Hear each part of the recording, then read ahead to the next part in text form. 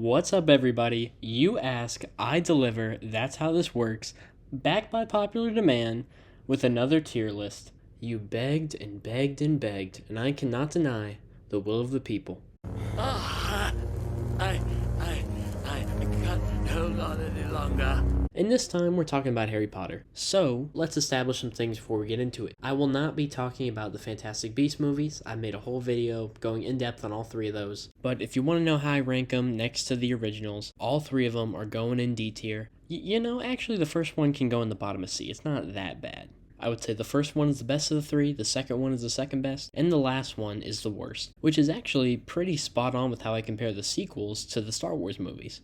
Alright, now get the hell out of my tier list. Also, I have to establish right off the bat before I get sucked into a million useless tangents is that I will not be considering how well they adapted the book. Just the movies, not considering the books. Because Goblet of Fire and Order of the Phoenix are probably the least faithful to the books in my opinion, but I'm not going to let that affect how I view the movie on its own. Alright, so first up on the chopping block is the Sorcerer's Stone. Or whatever, Philosopher's Stone. Let's not be pretentious here, alright? Obviously, this is at least a somewhat good movie, because if it wasn't, they wouldn't have made the other movies. And this one has such a huge responsibility for setting up the entire world of the franchise. Like, this is the movie that made every kid fantasize about going to Hogwarts. It's like every little thing, even unimportant details, are so well thought out. There is nothing you see in the wizarding world that feels like they didn't think about it's just something normal. It's like every little thing from the candy to the pets to the stores to the way people dress, every detail is thought of, and they let these things just sit in the background and like spark your imagination. And the entire movie is like full of these vibrant colors, and it's such like an innocent, whimsical feeling that it carries throughout the movie. And I think looking back on it after seeing the whole series, it makes the movie even better because of the contrast between the tone of the first few movies and how dark the story gets by the end. These were the good old simpler days, and it's a nostalgic effect that's incredibly earned. And even within this movie, they do such a good job of contrasting the real world versus the wizarding world, because Harry is so downtrodden and the Dursleys are so boring and every house on the street's exactly the same,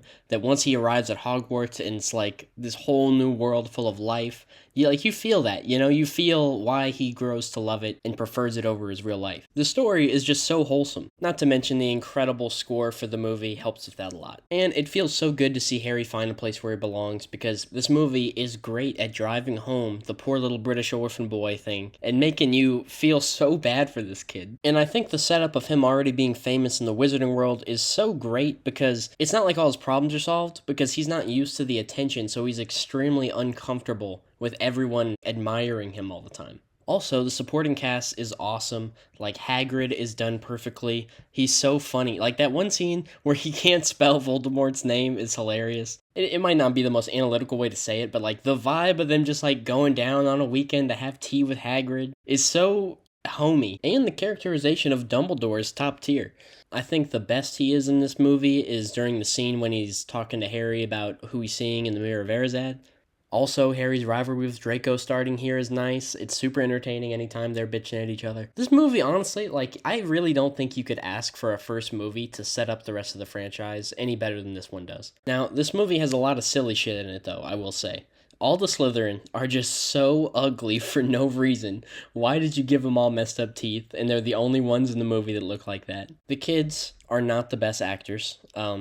They grow into the roles, I'd say, by I think the third movie is when they start becoming better actors, but there's definitely some goofy line delivery here. Also, this is random, but I love that Madam Hooch looks like a goddamn bird. But one thing I'm kind of unsure of how I feel about is whether I think that the plot twist with Quirrell being the bad guy instead of Snape is too simple, but I know that as a kid at least, I definitely thought Snape was the bad guy. So I guess it's a kid's movie, so I guess it is a good twist. But it's just really hard for me to look at that because I've seen these movies hundreds of times by now. But whether it's a good twist or not, Snape's characterization and his rivalry with Harry is so good in this movie. He's such a hateable bully that when you see that he was trying to protect Harry this whole time, even though he hates him, it's nice. It adds a little bit of depth. Something else I really like is the dynamic with Hermione and the other two in the trio.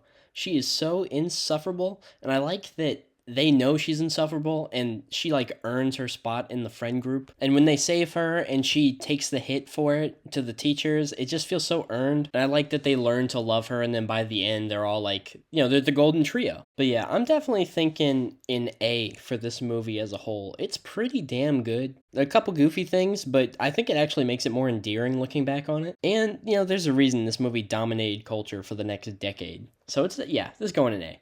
Alright, Chamber of Secrets. There is a special place in my heart for sequels that know how to be sequels. They know what they're supposed to do, and they do it. A sequel is supposed to look at everything the first movie did and just explore it more.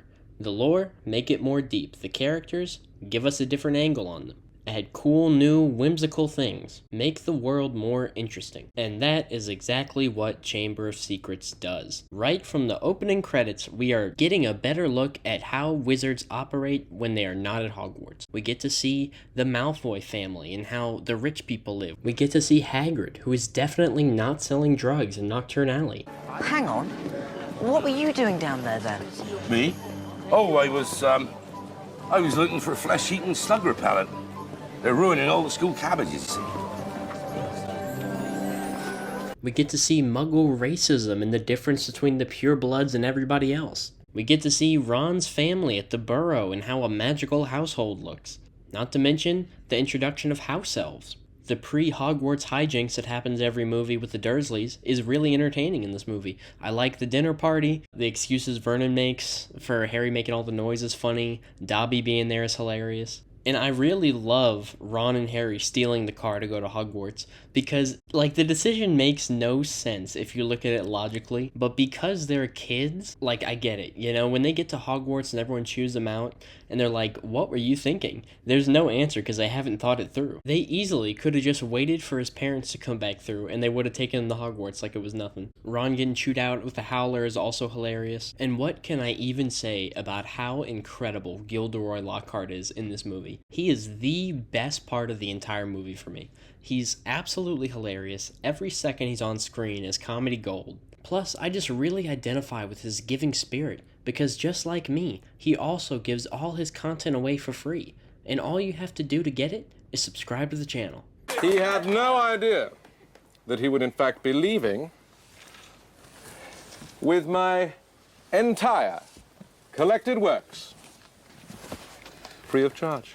But actually, he is so absurdly ridiculous that when he gets paired up with someone as serious as Snape, it is just absolutely hilarious. The Quidditch match with the Rogue Bludger is better than the Quidditch match in the first movie, and Lockhart, threatening to help Harry is funny when Harry's like, no, not you, anybody else. And then he completely screws up his arm. And if you think about it, Harry Potter is just a bunch of mystery novels and movies, and I think the mystery of Chamber of Secrets is way more interesting than Sorcerer's Stone, because there's way more lore about it, and there's more potential culprits that could all be the heir of Slytherin, like Draco, Hagrid, and even Harry. And the fact that it's actually Jenny doing all this is a really good twist in my opinion. But the exploration of Harry and his ties to Voldemort is really good. I like Harry being the one to hear the basilisk and how he keeps getting these signs that he's like Voldemort with talking to snakes and things like that. And I like how he proves by the end of the movie to himself that he's not like Tom Riddle. Also, the stakes in general are just way higher in this movie because people are actually potentially going to die.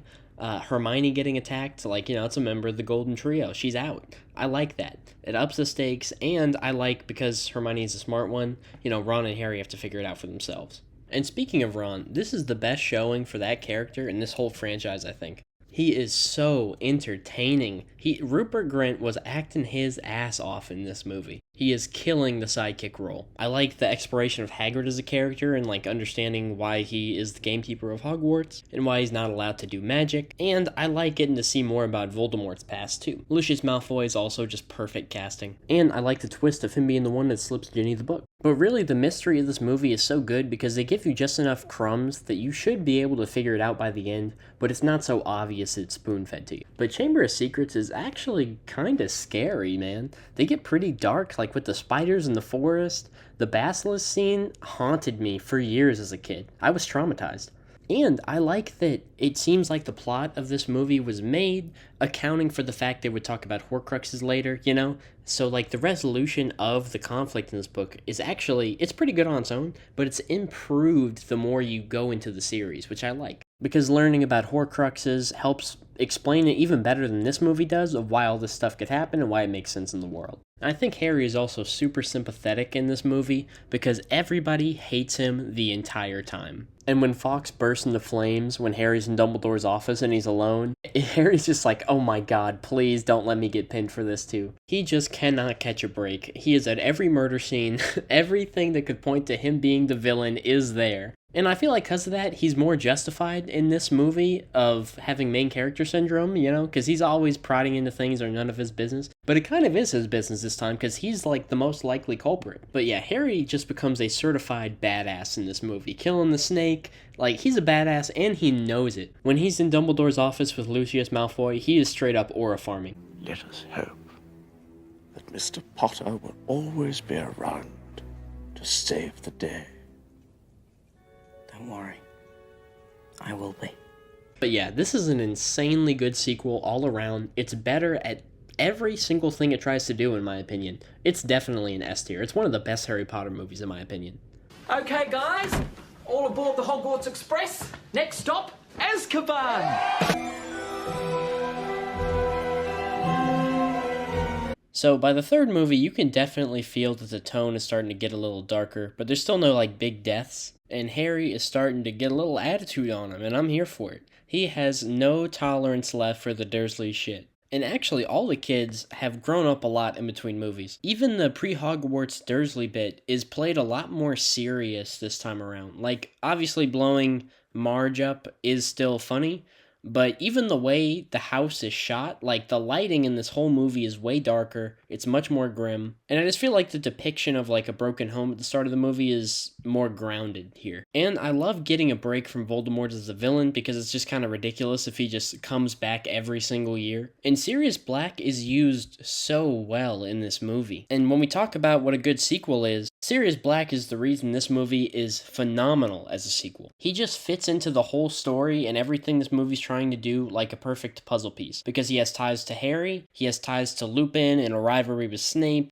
The dad lore revealed in this movie is just so phenomenal. It's so good that I actually want a movie about the Marauders' time at Hogwarts. The way they're all animaguses to help with Lupin being a werewolf, that's also a great twist in my opinion. And I love that Snape is trying to get him caught the whole time and that Hermione figures it out. It's just everything this movie is like plot-wise trying to do is so good. Especially the introduction of Azkaban and the Dementors. The Dementors are one of the best things this franchise ever created. And like as a concept, they're used so well. And the fact they're still finding ways to like make you feel horrible for Harry 3 movies in, like new ways, you know, because the Dementors target him because he has no happy memories. I mean, that is just so sad. And the memory he has to use the Patronus is possibly a fake memory. It's like a fantasy in his mind of having parents. It's so well done. Especially Lupin. Lupin is the best defense against the dark arts teacher, I think, in the franchise. He's one of my favorite characters, even though he really doesn't have anything to do in the rest of the movies. Like, his portrayal is just great. He's like the timid, good-natured, shy, loyal friend in the group. And he has that tortured aspect of him because he's so rejected for being a werewolf. And he's kind of like Harry in a lot of ways in terms of his personality, and I think it makes him a really good mentor figure in this movie. But if you're just talking about adding cool stuff, I mean, we even get lore implications for the Whomping Willow, we get Hogsmeade, which is super fun, we get the Marauders map and Harry like sneaking around and learning about secret passages throughout the castle. We get to learn about Buckbeak and Dementors and werewolves and time travel and divination. And I love that divination is looked at like the way we look at horoscopes in the real world. Even they have this thing is just accepted as nonsense. And Trelawney actually having the sight, but being a fraud at the same time. Like, she doesn't know she has the sight. She gives fake predictions all the time, but then she actually gets possessed and gives real prophecies. I think that's so great. They start teasing Ron and Hermione as a thing, even though, you know, Ron's been sleeping with a 40-year-old man for years now. And I don't really know if I like Ron and Hermione as a thing in the movies, at least. I just don't think they really have that chemistry. But it is entertaining to watch them bicker the whole damn movie. But Draco and Snape both get a giant dose of hateability in this one for sure. Draco's bullying Harry the whole time for getting attacked by Dementors, and then he tries to get Buckbeak killed like a little prick. This is probably the most pathetic he's been so far in the series, and I like it. And then Snape looks like an asshole because he has such a problem with Lupin, and Lupin's like the nicest guy ever, and he tries to get him revealed as the werewolf. And even after learning Sirius is innocent, he still tries to give him to the Dementors. But when Lupin is about to attack the kids, he does get in the way, and that's a good look for him. But Harry gets a big glow up, the end scene with all the hundreds of Dementors he fights off, big level up in power, I love it. And it's really the first time we get to see Harry being like a competent wizard, because in both the previous movies he wins by being just a brave kid. And I like that he thinks it's his dad across the lake the first time he sees it, because he doesn't believe he'd be capable of doing something that strong. Giving him false hope that he's going to get to like be a family with Sirius after this movie is really depressing. It's cruel in a good way. But Wormtail is so perfect in this movie. He's so entertainingly pathetic and shameless, and he actually looks and acts like a rat. And he sets up the next movie perfectly by escaping. And honestly, the biggest reason the Pettigrew twist works so well is because of how incredible of an actor Gary Oldman is. He's just the right amount of unhinged for someone who just escaped prison to be mistaken as like a crazy evil person. He's a rat.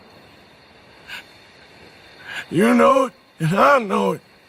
And for 1 second, I think it seeming like Lupin is also evil is such a good twist, because we watched 2 movies in a row where the Defense Against the Dark Arts teacher turns out to be a horrible person, and it's like, oh my god, they really did it 3 times in a row. But they didn't, and I think that's why the twist works the first time you see it.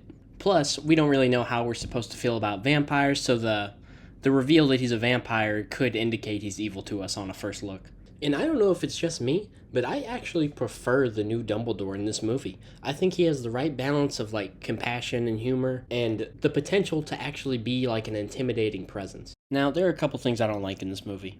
Number 1, they just completely gave up on people wearing robes. They said, these are teenagers, they're gonna dress like teenagers, Harry's in a hoodie most of this movie.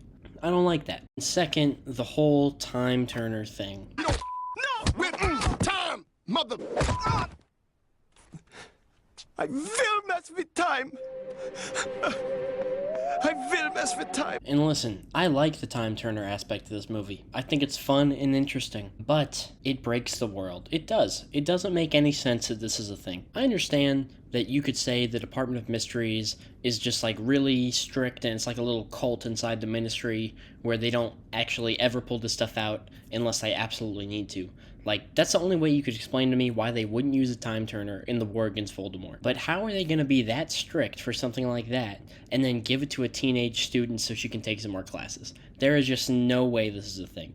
And understand that they destroy them after this movie just to get them out of the story, but yeah, it just doesn't make any sense. Which is a shame, because I really like how time travel is used in this movie. Like, for the plot, I think it's really interesting. I like what they do with it. But when you make a sequel, you have to think about these things. So I'm going to try to be objective here, right? Because, personally, I like this movie more than I like Chamber of Secrets. Because I think the Marauders lore is way more interesting than the Voldemort lore and all that. It's more my speed. Like, I like the themes of it. I like the whole vibe of this movie more. But objectively, I think Chamber of Secrets is a tighter movie. Now, if the Time Turner thing wasn't in it, I'd probably put it higher, but I'm going to have to drop it down to A tier, I think. I do think it's still above the original Harry Potter, though. The pacing's better. Goblet of Fire. I'm not going to leave y'all in suspense. This movie is a huge letdown compared to all the other ones we've seen so far. First off, like all the other Harry Potter movies, the music in this movie is just fantastic. Wall-to-wall bangers. All the Triwizard Tournament themes are so good. No notes. Second thing, I really love getting to see the other schools and how they're different, their aesthetics, all of it. It's really interesting to see the wizarding world outside of Britain. Okay, I want to be mean now. The haircuts for the main characters are terrible. I don't know why everybody has this insanely long hair in this movie. It's garbage. And listen, I like the idea of the Triwizard Tournament. I think it's a great place to take the 4th book. I like how it ties into the plot with bringing Voldemort back and all that. But the trials suck, man. The only good one is the dragon, and it's not that good. It's just kind of cool. The lake is so boring. The lighting in every scene in this movie is so depressing. It's just gray. The maze is not cool, man. It's just boring. You're just getting eaten by hedges. Now listen, once Harry gets sent in the portkey to the graveyard, I think that's one of the best scenes in the entire Harry Potter series, alright? But the trials themselves are not very good. And honestly, just as a whole, the mid-year Hogwarts shenanigans that, fill up most of every movie are just not that good in this movie overall. I mean, the Yule Ball is kind of funny because they're so awkward and, Ron's bickering with Hermione again. But it's not as good as just the regular things they would get up to in the other movies with the pixies and the classes. It's just not that interesting. Now, Hagrid and his giant lover are nice. That's funny. I like that a lot. Harry being all sad about Cho Chang not going to the ball with him. I like that too. And Mad-Eye Moody is great. He's such an interesting character. Like, the design for him looks amazing. And just the idea of this, crazy paranoid ex-cop turned teacher is super cool. Plus, the introduction through him of the Imperious Curse and the other unforgivable curse is really good. I like how it changes how people think about former collaborators with Voldemort. It adds some depth to it, and honestly gives a better reason why people like Lucius Malfoy aren't in prison yet. Plus, we get to see that Snape used to be a Death Eater, and we get to hate him a little bit more because of that. To be fair, the middle of the movie isn't all bad. I mean, Harry's hated again, which is pretty par for the course with him. But I really like the direction they took this, feud with him and Ron in this movie, where Ron is finally, fed up of being the sidekick, and now he's starting to think Harry does all this shit for attention. And if you're Harry, of course, you're gonna be pretty offended that your best friend thinks of you like this. And knowing you, thinks you'd be desperate enough for attention to put your name in the Goblet of Fire, which Dumbledore will calmly ask you about. Harry, you put your name in the Goblet of Fire. Something else I like is that Rita Skeeter is annoying in a good way, which is kind of hard to pull off with annoying characters, but Harry Potter always seems to do a really good job of making people obnoxious in entertaining ways. Also, I'm happy Neville finally gets a little bit of depth to him being upset about his parents. It's not much, but it's something, I do like the touch that it's Moody that's comforting him, but it's really him bringing him there to manipulate him into giving Harry what he needs. But I have to say, the twist of the villain being Mad-Eye instead of Karkaroff is honestly just not that good in my opinion. We're on the 4th movie, and it's way too similar to the Quirrell-Snape twist, especially with how obvious they make it that they want you to think it's Karkaroff by him sneaking into the Goblet of Fire room. And, the villain has been the Defense Against the Dark Arts teacher many times now. I will say, the twist of it being Barty Crouch Jr. is very good. I like that a lot. And I think they leave the right amount of breadcrumbs for you to try to figure it out on your own, with Snape losing ingredients in a storage cupboard and stuff like that. But man, the flashbacks to the trial with Barty Crouch Jr., I just feel like it's not explained enough in this movie, right? They didn't take enough time to really set up Barty Crouch Sr. and Jr. in a way that's, interesting and makes it kind of believable that things work out like this. I think the most we get is a line from Dumbledore saying that it killed Barty to put his son in prison. So I like the twist of it being Barty Crouch Jr., but I think if they wanted the payoff to be better, they should have put a little more development into it. But at least, this movie ends so strong in my opinion that the movie is kind of saved because the graveyard scene is goated. It's definitely the darkest moment of the series so far. Harry literally gets tortured, surrounded by these creepy cult members. It's the most traumatizing moment of his life up to this point, and it changes the tone of the series forever. Cedric, the first real heartbreaking death of the series, watching Amos grieve him like that, and even with all the memes of the Hogwarts band, it still is chill-inducing. And Voldemort's design is so great. He's so unnatural and creepy. I mean, he looks like a snake. It's just awesome. And in that scene, Harry proves why we love him when he comes out of his hiding spot to face his death, like the gangster we know he is on the inside. And for those reasons, I'm definitely putting this in C tier, and I feel pretty confident about this one. This is a very solid and consistent C tier in my opinion, which is a shame because the book is one of my favorites. Alright, Order of the Phoenix, number 5. I love the setup of the conflict of this movie so much. Every time Voldemort fights Harry, he gets his ass kicked. And finally, he's like, okay, we're gonna take a timeout, and I'm gonna figure out why I cannot kill this fucking kid. And him being obsessed with the prophecy back in the day is what made the prophecy come true, which is, you know, just ironic, and it gives a good reason for why he wanted to kill Harry and his parents in the first place. Honestly, I think Order of the Phoenix might have the best main plot out of, like, any of the movies. Fudge and the Ministry being in denial about Voldemort being back is so good. And they're scapegoating Harry and Dumbledore because it's an easier problem to solve if he's lying than if he's not lying. And aside from just being good political commentary, you know, this sets up Harry and this secret society as like these outcasts that are not just against Voldemort, they're against the whole government too now.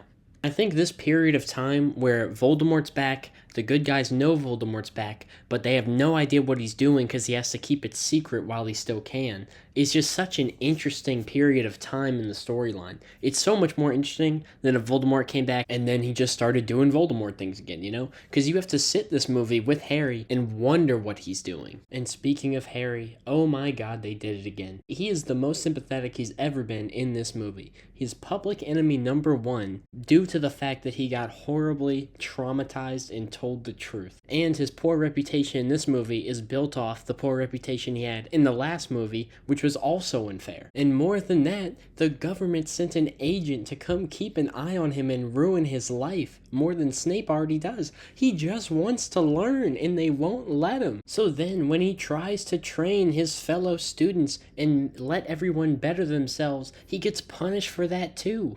And his only comrade, Dumbledore, is icing him out because of his connection to Voldemort, which is also a problem he's having, where Voldemort's putting fake visions in his head to lead him to the Ministry to get his own godfather killed, who is the only family he has left and the person he goes to in this movie to talk about how he feels like he's turning into a bad person. It is just empathy overload for Harry.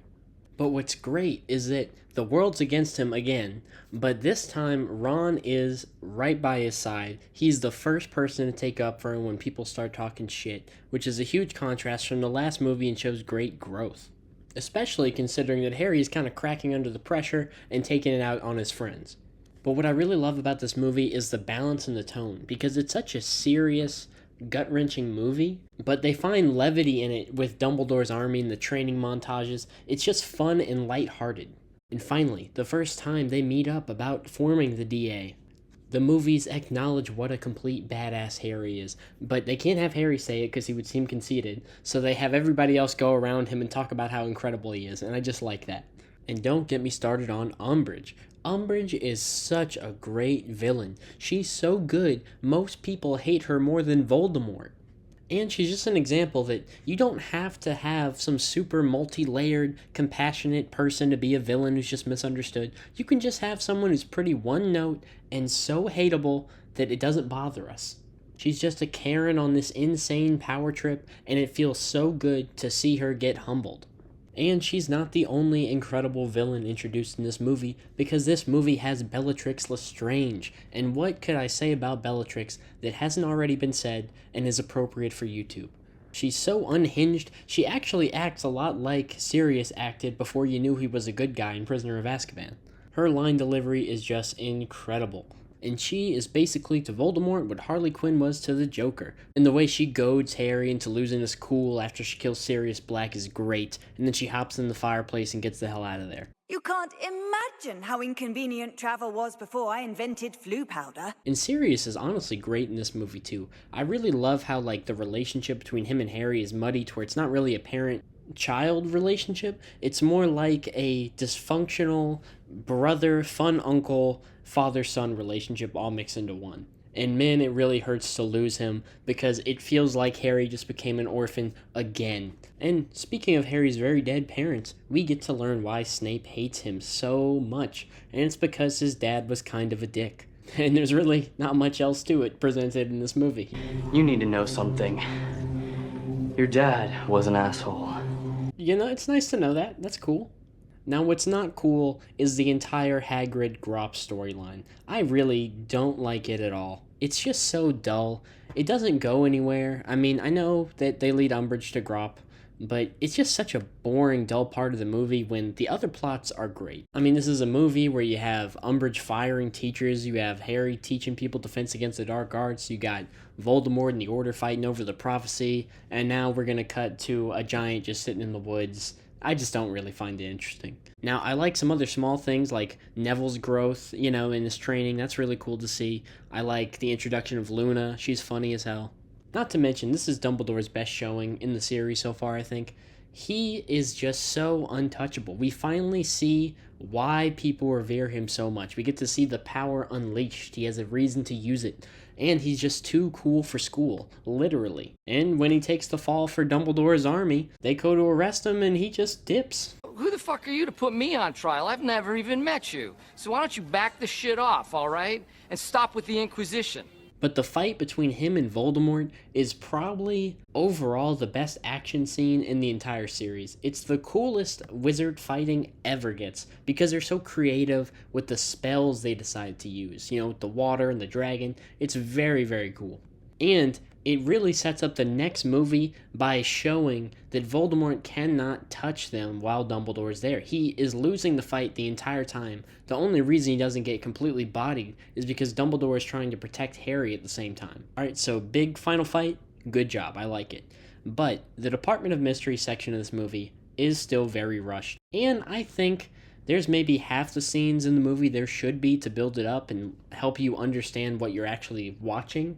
I feel like if you don't kind of already know what's going on through the books, the setup for the prophecy is kind of sloppy, and I feel like the payoff is kind of empty for the whole big mystery of the movie because of that. Because the whole question you're asking the whole time is, what is Voldemort after in the Department of Mysteries that's going to be such a game changer? And then you hear the prophecy, or, part of it, and it's just like, oh, by the way, you'll have to kill Harry.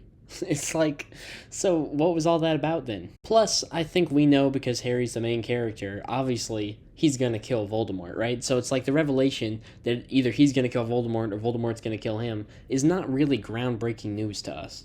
And because that's like the main point of the movie almost, and it falls flat in my opinion, I think Order of the Phoenix earns a pretty solid B. A B+. We'll give it a B+. We'll be nice.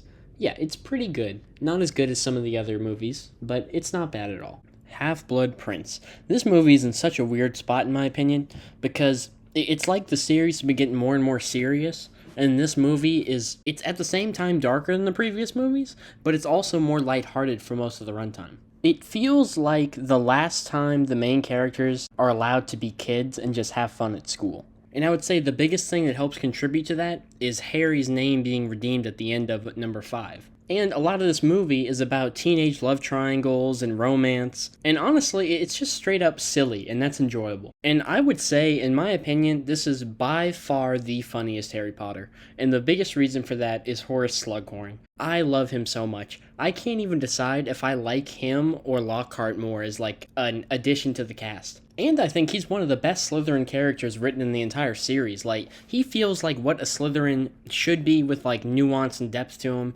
He's a little bit conniving and political, but unlike most other Slytherins, while he does want the attention and, the glory of his students, he's still likable and kind of a sympathetic character. But all the scenes that aren't those serious moments, like the Voldemort flashbacks and Harry and him in Hagrid's cabin, every other scene with him is just absolutely hilarious. He's so funny. The entire Felix Felicis thing, where Harry is basically just drunk wandering around the grounds with him, is the funniest series of exchanges in the entire series.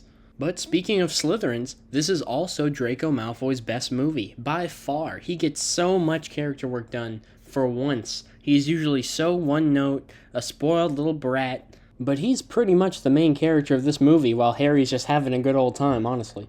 And I like that what starts all this is his father getting locked up and Voldemort punishing his family by making him do an impossible task. It's honestly just a great setup for a story. And I like how the dark tone of it balances out how fun the rest of it is. Because Ron, with all the goofy stuff on the Quidditch team, him eating the love potion, the slug club, and the Christmas party, which has one of the best Harry-Snape interactions ever. He's traveling, and he won't return until term resumes. Traveling where?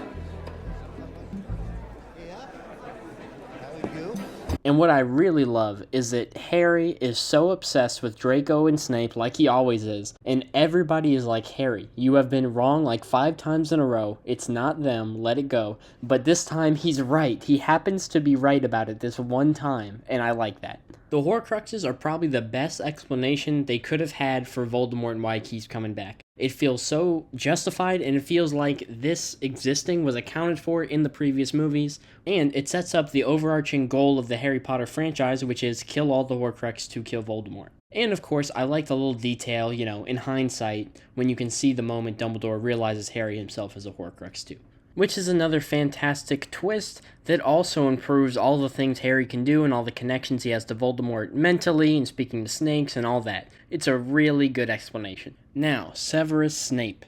Easily his best movie so far, and the whole mystery around him is great. I love that right off the bat it shows you him making the unbreakable vow, and keeps pushing you more and more to question where his allegiances lie, if he really is on Voldemort's side, and if Harry is just paranoid about him as usual. Because I think it's pretty plausible to expect the audience to think he's not really going to go through with this, because every time Harry suspects him of some evil shit, he's never doing it. He's a good guy overall. And then, when you get to the end of the movie and he kills Dumbledore on the tower, it's a gut punch. I think that death is handled perfectly, and the way Snape acts is so calculated. It's just really well thought out, because they have to twist it again and show that he's actually been on Dumbledore's side this whole time.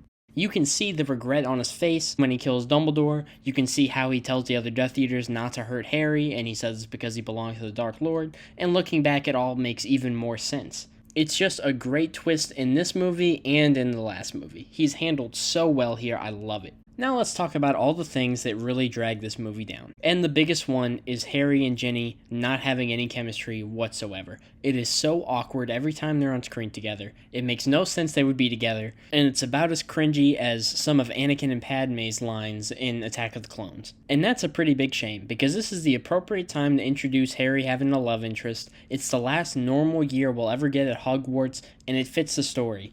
And it's just such a shame that the actress for Jenny is just not good at being Jenny. It was uncomfortable watching him in the Room Requirement. It was uncomfortable watching him at the Burrow. I don't like it. And speaking of the Burrow getting attacked is so stupid. It adds nothing to the story at all. It's just completely irrelevant. They never bring it up again in any future movies. I'm assuming they just completely rebuild the Burrow like it was nothing, so why even put this in the movie? And the last thing that really drags this down is the big reveal of the Half-Blood Prince storyline. I think Harry finding the book is cool. I like that he becomes really good at potions unjustifiably, overshadows Hermione, starts to get a big head from it. I really like him and Draco's duel, and I like him casting Septum Sempra without knowing what it does, and basically getting hit with the grief of what he just did to Draco. But by the end of the movie, they found a Horcrux, Dumbledore is dead, Snape betrayed them. I really could not care less that Snape is the Half-Blood Prince. Like, it feels like such a hollow reveal, like such an afterthought, It's like they do all this crazy stuff, they're running through the grounds, and then he's like, by the way, in case you forgot about that book thing earlier, it was me. It's like, what do I care that Harry found Snape's old textbook? The book properly justifies this twist and makes it interesting, but the movie does not. I couldn't care less with what we've established in the movie about this. Even though the delivery, "You dare use my own spells against me, Potter," is really good and it became a meme. But other than that, Luna gets a lot of great screen time in this movie. She's really funny. Harry pretending to give Ron the potion so he performs better at Quidditch is great. The performance of Dumbledore is so good in this movie, man. That last part where they're hunting the Horcrux and he's begging him to kill him, it's so good. You never see Dumbledore like this. It's heartbreaking. And his death hits hard because throughout the whole series, the least you could say is, well, we still have Dumbledore. And now you don't, and now Harry's all on his own with this impossible task of finding the rest of the Horcruxes. And it's such a great setup for the finale. And because of all those things, this is honestly a really hard movie for me to rate. I think I enjoy this movie more than I enjoy Order of the Phoenix. But trying to be objective here, I think Order of the Phoenix is a little bit better. It's close though, and if it was just, giving in to my own personal biases, I would put it above it, but I'm gonna be reasonable. I think it's a little bit below. Still a B tier movie though. Deathly Hallows Part 1. Why do you have to be like this? This movie is so frustrating because I honestly love every plot point in it, but so much time is wasted. Now, if you watch this channel a lot, you'll know most of my favorite shows are slow burn shows, right? Like Better Call Saul, Breaking Bad, Andor, The Walking Dead. I like when stories are willing to slow down and just let you breathe with the characters. But there's a difference here, because this is the movie before the finale of the franchise. We have things to get through. We don't have time to be camping in the fucking mountains for half the movie. We just don't. With all this extra time that's just sitting around talking about the feelings of the characters, which is important, we needed way more Dumbledore lore, and more time to explore Harry's complicated feelings about him and the situation he left him in. We only get a little of that. I want to see how hurt Harry is when he starts learning about the Hollows and realizes that Dumbledore didn't trust him with that knowledge. Why don't we get a better explanation of who Grindelwald was and about Dumbledore's troubled past with him? Why don't we take even one scene to properly explain that Sirius is the one that left Harry that shard of mirror that we've never seen before in this franchise that is going to be a pivotal plot point later on in the movie? And why does Wormtail's death suck so bad? He's the last marauder. He's the one who betrayed Harry's parents. And you play his death off as a laugh. If he wasn't absent in the next movie, I wouldn't even know that he's dead. But it's just really frustrating because there's so much story to get through, which they clearly understood because they wisely decided to split the last book into 2 movies. But instead of actually tackling the really important information we need for the story, they just stall and camp. But those are my problems. Here's the stuff I really like. First off, I love how pathetic Lucius Malfoy is now. I can't believe they killed Hedwig and Mad-Eye. It's so sad. I do wish, I should have said this earlier. Mad-Eye really should have had more screen time between number 4 and number 7. I mean, we barely ever see him. The most we know about him is from the guy who's pretending to be Mad-Eye. But still, it hits hard when he dies because he's the most qualified and experienced person on their side. It's kind of like when Dumbledore died to a lesser extent. It's like they're on their own now. I love the whole ministry break-in thing. I think it's really fun with Ron and his fake wife. It's always a good thing to see Umbridge have bad things happen to her. Plus, the escape is cool. Jenny is in this movie for about 5 minutes, so we don't have to deal with her for too long, thank God. And learning about the Hollows is awesome. It's such a great addition. I love the tale of the 3 brothers and how it's animated. It's really cool. And it's just crazy they're still adding such great lore in the last book of the series. And I love how they interact with the Horcrux they have to carry around. I like what it does to their personalities. I think it's really cool. And I really like that the Horcruxes try to defend themselves because they're like a living being. It's part of Voldemort's soul. It's really interesting. I do like Ron leaving and coming back, but the little ball light thing in his chest is it's kind of silly, man. I mean, I don't hate it, but it's not great. I like how they get the sword. I think it's interesting, and there's a mystery to it because you don't know who the doe belongs to. I like getting to see Luna's dad and understand why she's so weird, and I think the Malfoy Manor part is pretty good. It's really interesting to see that Draco doesn't turn in Harry. I like his development a lot in these last few movies. I think they're phenomenal. He doesn't care about the Death Eaters, about Voldemort. He just wants it to be over. He just wants him and his mom and dad to be safe and to get away from all this. And it sheds a new light on his behavior in the first few movies. How much is it really this kid's fault that he's such an asshole when his parents indoctrinate him into this Death Eater cult? It's not really his fault, man. He was raised that way. And I think Dobby's death is really good for this point in the story. I like how serious these last 2 movies are. Welcome to the fucking show. But, man, it's really tough to rank this one. I think it might be the worst movie, which is kind of crazy because I still like it, I think all the Harry Potter movies are really solid, but I think it is the worst one. I don't know, it's close. I think too many important things happen in Goblet of Fire, and the ending of Goblet of Fire is really good, so I do think it's a little better. Yeah, I'm going to say it's bottom of C tier. But listen, we mustn't let our faith in the Harry Potter writers be ruined by Deathly Hallows Part 1. Because they decided to follow up their worst movie with their absolute best movie. It's the best one by far. It ties every single movie together. It's one of the best endings for a franchise I've ever seen. I mean, before we even get into the amazing storytelling, the incredible plot twist, and the way Snape's character becomes the best character in the franchise, let's just talk about how great a fan service it is that we have a giant war happening at Hogwarts. This is incredible. It's all the good wizards against Dementors, spiders, Death Eaters, anything you could imagine. It's just so good. We get to see the statues come off the walls and start fighting for Hogwarts, the giant shield bubble as hundreds of wizards try to break it. It's so nice. And just how awesome the main characters have become, breaking into Gringotts and escaping on a dragon. It's so cool. And the fact that this whole awesome setting for the movie is just in the background while Harry and them run around doing the real plot, finding the Horcruxes hidden in the castle, taking them out one by one while Voldemort becomes more and more unhinged and he struggles to tame the Elder Wand. It's just a great story. And what I like is the fan service of like Ron and Harry going back to the Chamber of Secrets isn't forced. It makes sense in the plot. They need the Basilisk Fangs. You know, it's fan service done the right way. One thing I will say I don't like though is how uncreative they are sometimes with the wizard battles. Not everyone should be having connected spells with their wands, right? That's supposed to be a special thing, and it seems like they don't know what to do other than that in these later movies. But liberating Hogwarts from Snape is great. Professor McGonagall gets some great lines. And it's honestly, even before the reveal for Snape, I would say it's just sad the way that Voldemort kills Snape. It's so brutal.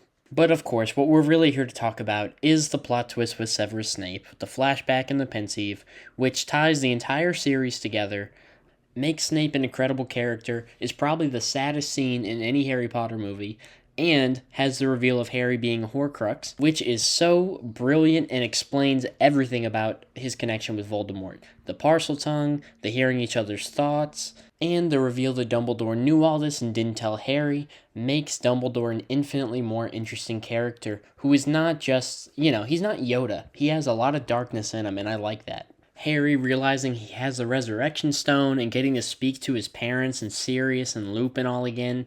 It's so great. And again, a scene like that is fan service, but it makes so much sense in the plot. It belongs there. And the way the Hollows play into the story is so great, with Dumbledore, Harry, and Snape representing the three brothers, Dumbledore being the one who wanted power, Snape being the one who couldn't let go of the dead woman he loved, and Harry being the brother that conquered death by letting go and not trying to escape it. He even walks into the forest to meet his death, and then he has all three Hollows and he chooses not to keep them. It's so great. But listen, when I say that Snape is the best character in Harry Potter, which he is, I am not saying Snape is a good guy. Snape is not a good guy. He is a really bad person who brutally torments an 11-year-old kid from the day he meets him just because his mom didn't love him and married someone else. And the reason Lily didn't love him is because of who Snape was. He was a weirdo, wannabe Death Eater, man. Right? Snape is obsessed with her, and it's not healthy, it's not good, but it does make him incredibly interesting, and I like that his love for her is what leads to him becoming the most important person in the fight against Voldemort. And it's even sadder because she didn't love him, that everything he does is in vain and is not reciprocated. But honestly, I kind of feel bad for Voldemort in this movie. The only time we have ever seen him actually happy is when he finally thinks he killed Harry Potter. He's laughing, he's having a good time with his buddies, he even gives Neville a hug. And then his face when Harry jumps out of Hagrid's arms is just priceless. But speaking of Neville, am I the only one that thinks Neville should have been the one to kill Bellatrix, right? It seems like everybody gets a really full circle fitting ending, but Neville should get to kill Bellatrix, not Molly Weasley. I mean, that's a good scene, but it just would have been better. I love Malfoy walking out and just completely clearing his hands of this entire war. I love that so much. I love that they don't push it too hard and make him fight against Voldemort, because that's not in line with who he is. He just wants to escape. But I will say, the final fight between Voldemort and Harry is just kind of in my opinion. I don't really care to see wizards, physically slapping each other around and stuff. I think it's kind of lame. But I do like that Voldemort dies from another rebounded death curse, and Harry isn't even the one who casts the spell that kills him. And I like how pathetic and weak Voldemort is by the end, because he has 1/8 of his soul. He's destroyed himself, essentially. It's not relevant to this tier list, by the way, but I do think the final confrontation between them in the books is better than in the movie. But it's still good here. I like it. The only other thing that I think I don't really love in this movie is the flash forward scene where they're at King's Cross. I don't know, him naming his kid Albus Severus just seems kind of fanfiction-y to me. It's not a big deal, though. It's still nice to see them all grown up, and the aging thing they did to the characters looks very good. But still, even with a few things that I'm just not the biggest fan of, this is easily an S-tier movie. It's easily the best Harry Potter movie, in fact. And that's honestly the way it should be. I think if your last movie in a franchise isn't the best one, you did a bad job developing the story. The last movie should make the movies that came before it better, and this one does to every single movie. And it's genuinely one of the best finales I've ever seen for one of these giant franchises like this. But yeah, that is my tier list of the Harry Potter movies. I know there's going to be some disagreements. I mean, there's 8 movies. People are going to have different opinions, and I want to hear them, so drop them in the comments. But I've never really thought about how I would rank these movies before I started making this video. And man, I didn't realize how good Chamber of Secrets was until I really started to think about it. And I didn't really know that I thought that Deathly Hallows Part 1 was the worst one until now also. But I'm more just impressed after doing this that I genuinely like every single one of these movies. I mean, that is a huge accomplishment for a franchise with this many movies that lasted this long. It's incredibly rare, and I'm proud of them. And listen, if you stayed this long through the video, you better like and sub. Don't be that guy. This took a lot of work. You liked it, that's why you watched so much of it. Like the video, comment, subscribe to the channel. And I'll catch you all in the next episode of HeadCannon.